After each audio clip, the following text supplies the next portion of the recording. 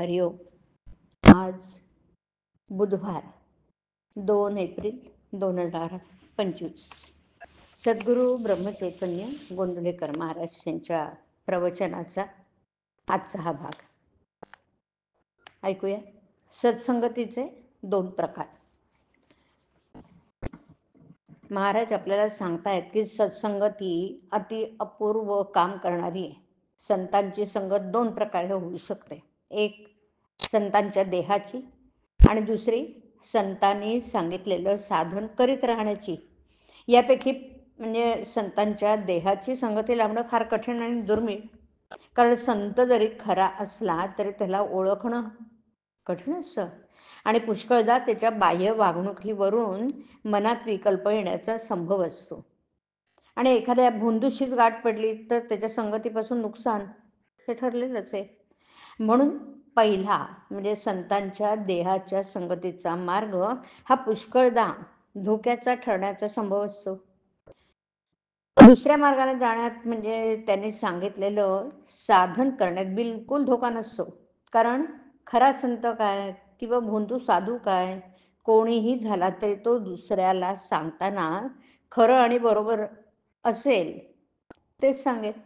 तो भोंदू असला ना तरी आपला भोंदूपणा लपवण्याकरता जे बरोबर असेल ते सांगणं त्याला जरुरीचं असतं.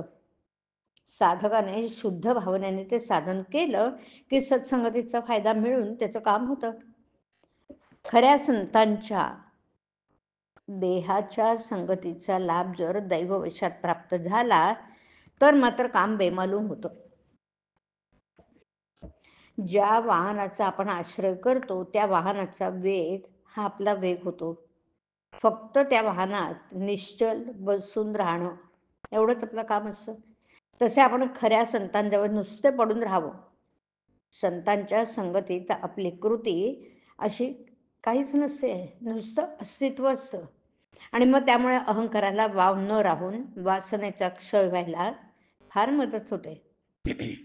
तुकाराम महाराजांनी देवाजवळ धनसंपदा मागितली नाही, मुक्ती देखील नको असं म्हटलं, फक्त संत संगती दे असं म्हटलंय. संत संघाने नाम घेण्याची बुद्धी येते. बुद्धीची स्थिरता ठेवणं हे फक्त नामानेच साधेल. नाम जरूर तेवढे ठेवते आणि बाकीचे नष्ट करून टाकते. पण अनन्य भावाने नाम घ्यावे. नाम घेता घेता बुद्धीला स्थिरता येते आणि मग मनात विकल्प न येता संतांच्या देहाच्या संगतीचा खरा फायदा घेता येतो. सत्संगतीत कष्टाशिवाय ईश्वर प्राप्ती होते. संत संगतीत साधने आपोआप होत असतात.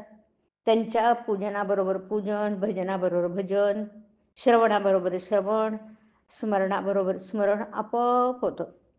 सत्संगतीत स्वतःची विस्मृती होते सत्संगतीमध्ये आणि नामस्मरण घडतं. म्हणून प्रयत्नाने संत संगती करावी. तिथे प्रारब्ध आणू नये. सत्संगतीत राहून नाम घेतलं तर देहबुद्धीच्या कोंडीतून बाहेर पडता येतं.